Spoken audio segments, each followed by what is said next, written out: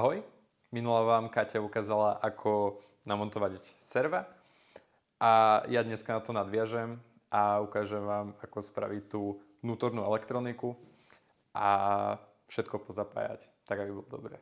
Takže ako prvé si pripravíme niektoré komponenty. Začneme týmto shieldom. To je nejaký prekladač, ktorý nasadíte na to finálne Raspberryčko a do toho budete zapájať tie jednotlivé serva. Z výroby ale chodí s jedným komponentom navyše, ktorý musíme odstraniť, aby fungovalo všetko ako má. Nastavíme si pajkovačku na približne 300 stupňov a môžeme ísť na to.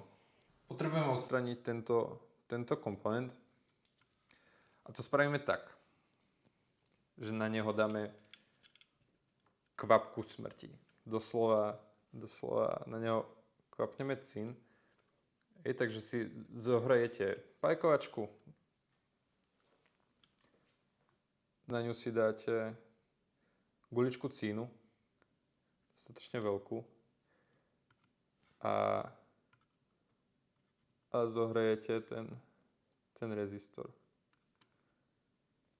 Tak, on sa vám väčšinou nalepí na hrot tej pajkovačky a ten môžete zahodiť. Vyčistíte si hrot na drátenke a môžete tak ešte tieto trošku vyčistiť. Hlavne dávajte bacha na to, aby sa nedotkli komponentov okolo, lebo to by mohlo pokaziť ten celý modul. Takže treba dávať bacha. Takže ako ďalšiu časť budeme pajkovať kabel na tento step down alebo DC-DC menič. On čo robí, je, že zoberie napätie, nejaké premenlivé napätie z baterky a zo seba dá stabilné napätie, ktoré potrebuje práve ten hlavný počítač. Čo spravíme je, že si napajkujeme kábel, ktorý neskôr bude napájať to Raspberryčko, ten hlavný počítač.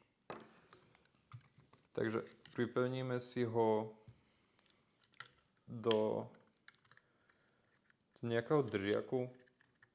Pozrite si tú časť. Táto ľavá časť je označená ako output alebo výstup. Tam pripojíme vlastne ten kábel, ktorý bude napájať Raspberryčko. Červený kábel alebo drát je plus, černý je mínus. Prepcháme ho z druhej strany do out plus.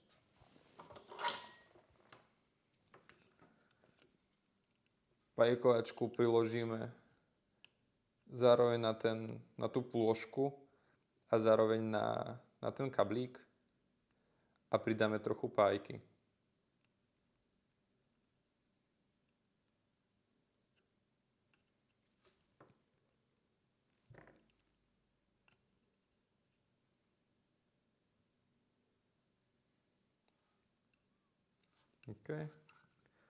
To isté zopakujeme s černým drátkem.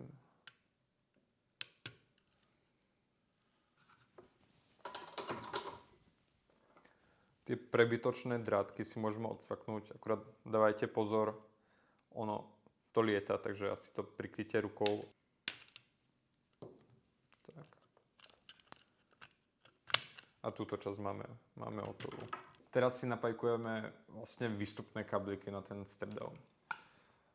Čo môžete použiť, a je to celkom dobrá vec, sú tieto odizolovacie kliešte, ktoré vlastne spravia všetko za vás. Nie je to nutné, stačí vám úplne len obyčajný nožík, ale ak toto máte, tak je to fajn. Tu si môžete nastaviť vlastne dĺžku tej časti, ktorú odizolujete. Nám stačí teraz nejakých 6 mm.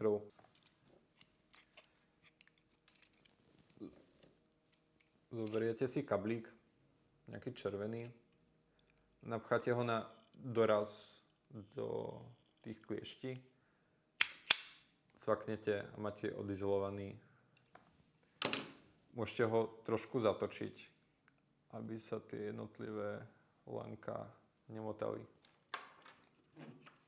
No a to isté spravíte aj s čiernym.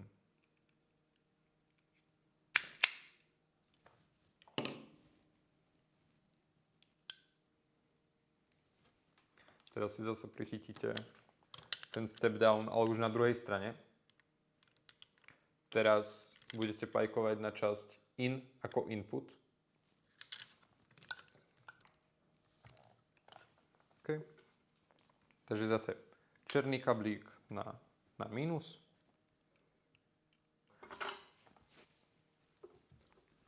Zase priložíte pajkovačku medzi kablík a plôžku, ktorú pajkujete. Pridáte trochu pajky. To isté s červeným. Zase prebytočný kablík odstrihnete a máme hotovo. Budeme vlastne konektor na baterku. Kliešťami si odizolujeme približne 9 mm alebo centimeter.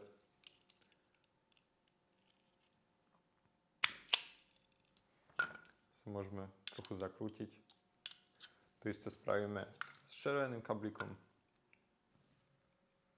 Konektor si prichytíme zase do nejakého pomocníčka. Keď máte prichytený konektor, pozriete si stranu, na ktorej je plusko. Do nej strčíte odizolovaný červený kablík. Prichytíte si to celé pajkovačkou. Zoberiete si pajku a výsledok by mal vyzerať približne takto. No a to isté spravíte aj s černým. Taktiež si musíte skontrolovať, že hore je ten symbol mínusu. Takže keď máte zapajkované, necháte ho trochu vychladnúť pred ďalším krokom, lebo by to nerobilo dobre. Aby neboli odhalené tie kontakty, musíme si ich odizolovať. Na to sa používa takáto zmršťovacia trubička. Z tej si odstrihneme približne 2 cm. To nemusí byť úplne presné. Dôležité je, aby to bolo dostatočne dlhé, aby to zakrylo celý kontakt. Jeden navlačieme na červený kablík, jeden na čierny.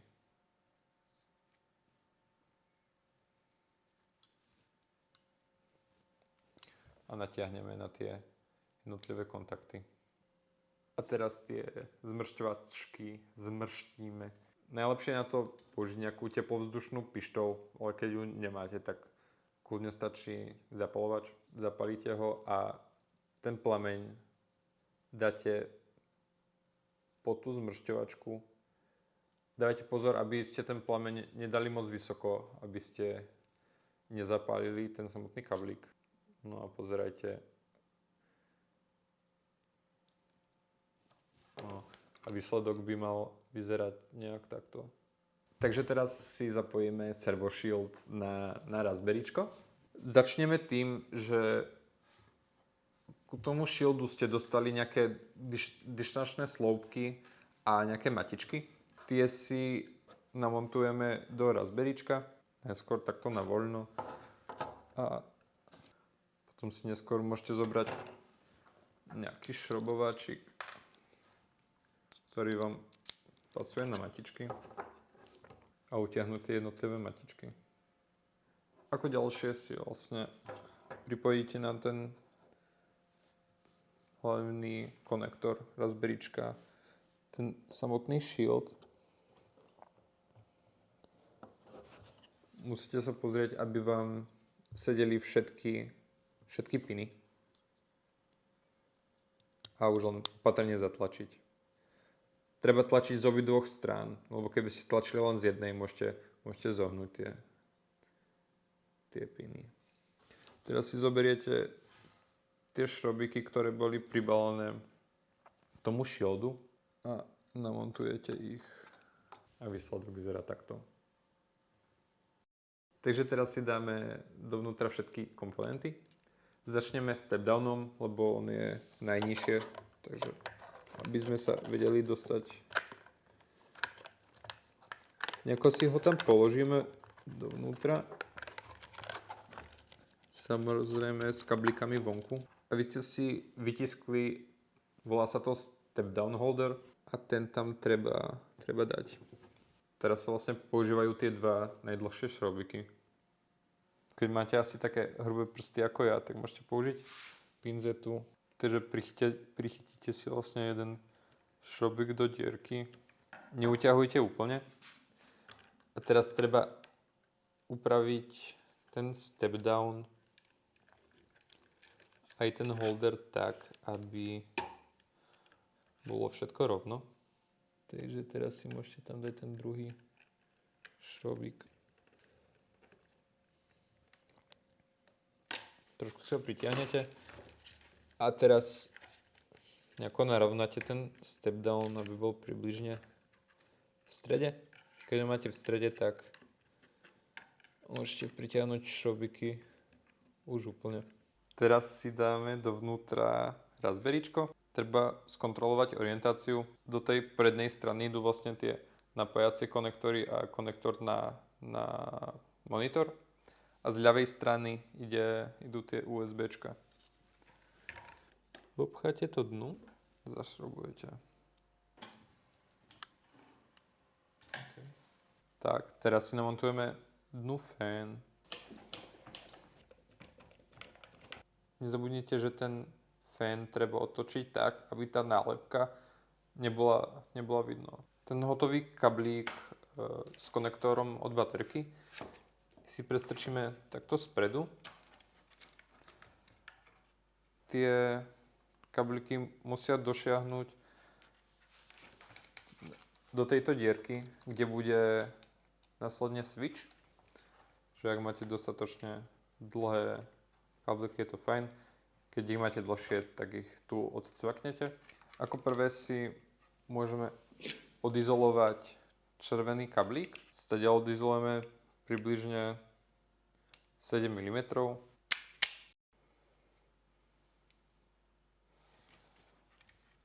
A použijeme červený konektor s označením FD1.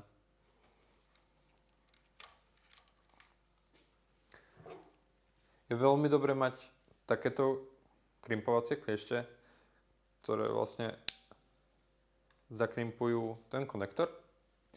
Ak ich nemáte, tak dajú sa použiť obyčajné kombinačky, ale je to ťažšie.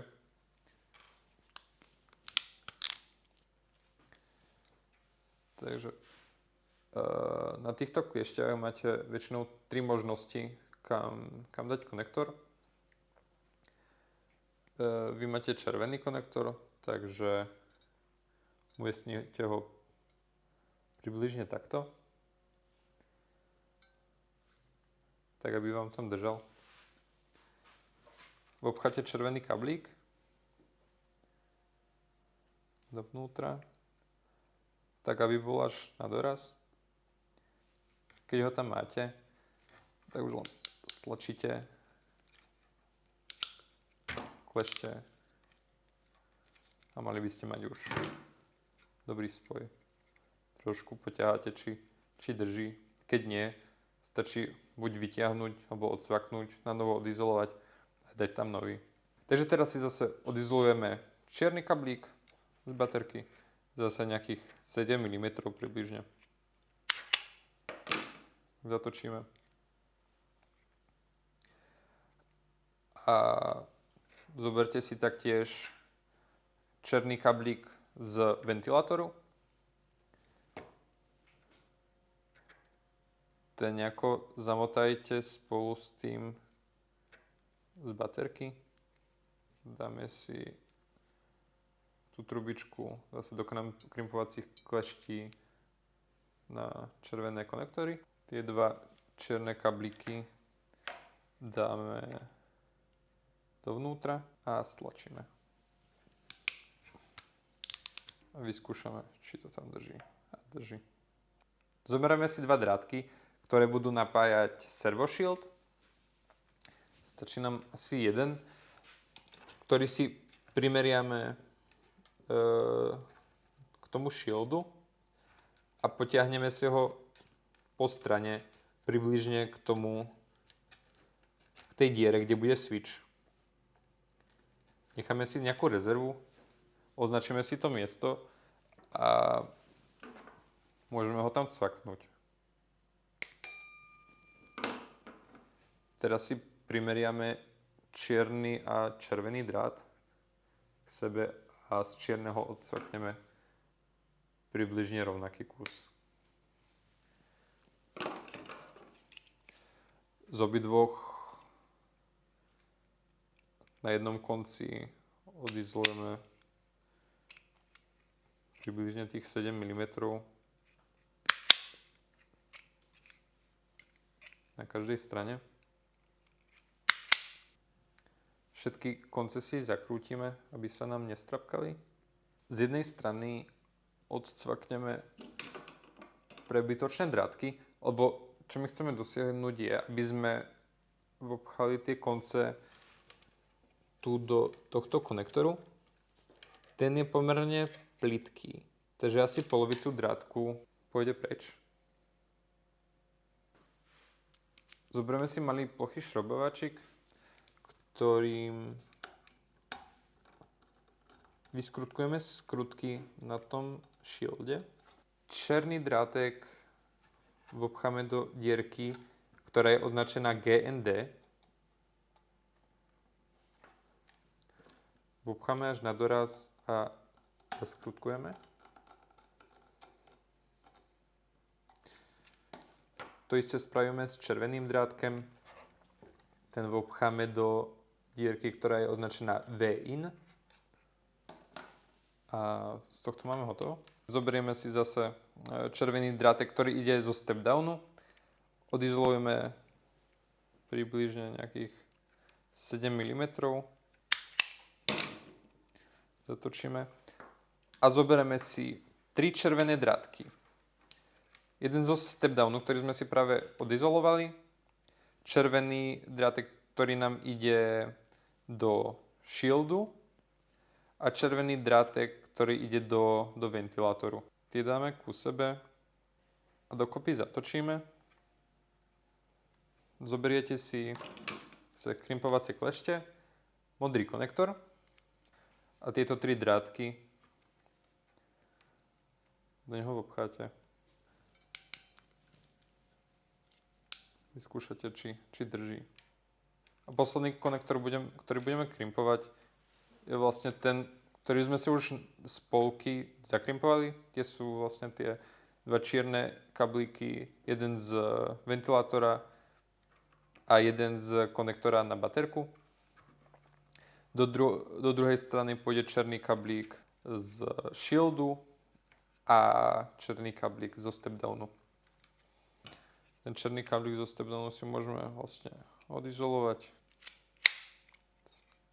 a môžeme si ich navzájom trochu zamotať. Do tej červenej trubičky vopcháme tie dva drátky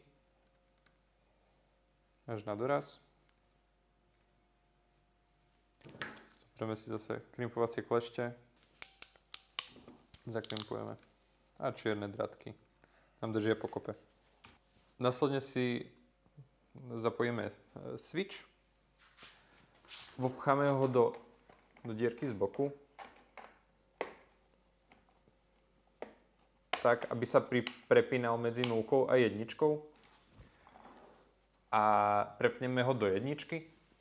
Ak máte po ruke multimeter, viete si to otestovať, či je to v dobrej orientácii. Prepnete si ho väčšinou do merania ohmov a nejakým shiftom prepnete do continuity módu. Keď pripojíte sondy ku sebe, začne to píckať. To znamená, že tie dve sondy sú vlastne elektricky spojené.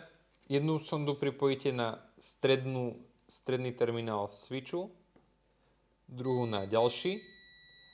A ak to začne pískať, máte to dobre. Píska, otočte ten switch a zopakujte tento proces.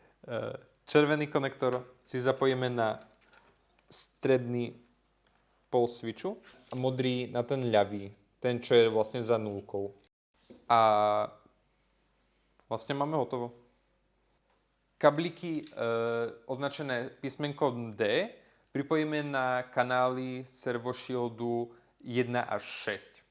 Dávajte pozor, prvý kontakt na tom shielde je označený ako 0, ten vynechávame. Nájdete si kablík označený 1D a nájdete si na tom servoshielde kanál, ktorý je označený jedničkou.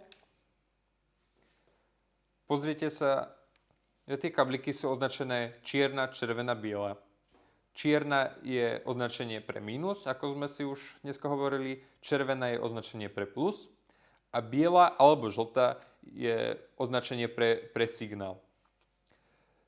Treba teda dodržať orientáciu a ten kraj, na ktorom je ten čierny kablík, treba pripojiť na ten konektor, kde je tá čierna farba. 1D, kanál 1, čierny kablík vlastne smerom od nás. Takto budeme pokračovať so všetkými. Pokračujeme z 2D. Mali by ste končiť s kablíkom označený 6D na kanále 6. Teraz vám už zostali kablíky označené iba S-kom. Tie budeme zapájať na kanály 7 až 12. Takže zase kablík označený 1S zapojíme na kanál 7. Ak vám kablík nedočiahne, môžete ho skúsiť trochu povytiahnuť. A končíme kablíkom označený 6S a ten pripájame na kanál 12. Baterku si vsunieme spredu, zatlačíme ju až na koniec a spojíme vlastne tie dva konektory. Konektor z baterky a konektor, ktoré sme si pajkovali. Na druhej strane vlastne môžeme zopnúť switch do polohy 1. A mal by sa, keď je všetko dobre zapojené, teraz by sa nám mal roztočiť vietráček. Teraz už len musíme správne nastaviť step down, aby zo seba dával napätie, ktoré je vhodné pre ten hlavný počítač. Môžete to robiť so step downom už namontovaným a jednoduchšie je ho zase vybrať a urobiť to vonku. Samozrejme pri tomto kroku je fajn, keby ste si vypli switch.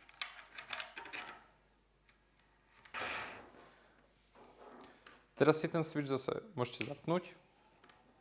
Sondy si pripojíme na výstup a šrobovačkem krútime skrutkou, až kým na výstupe nebudeme mať 5,1 V. Približne takto. Teraz si vlastne môžeme zase vypnúť switch a vložiť step down naspäť do Exomae. Keď máme nastavený výstup step downu, môžeme si zapojiť P-Pack na baterku. Čo on robí je, kontroluje napätie tej baterky a keď sa to napätie náhodou zníži pod nejakú úroveň, ktorú si viete sami špecifikovať, začne pípať. Tu môžete vidieť, že každý pin máte označený. Mínusko je ground a potom tu máte 1S, 2S, 3S a tak ďalej. Na baterke máte tento konektor, ktorý má väčšinou jeden čierny drát a tri červené. Zapojíte to tak, že ten pin, ktorý je označený ako mínus, zapojíte na čierny drát a tri ďalšie piny zapojíte na tie červené. Tlačítkom hore si viete navoliť hodnotu, pri ktorej začne bzučak pípať. Keď ho stlačate, mení sa tá hodnota. Teraz máte 3,2, 3,3, 3,4, 3,5 a nechať to na tých 3,5. Takže týmto sme skončili zapojenie celej elektroniky, všetkých serv, step-downu a baterky. V ďalšom videu vám ukážem, ako nahrať software, ako skalibrovať motory. Teším sa na vás. Ahoj!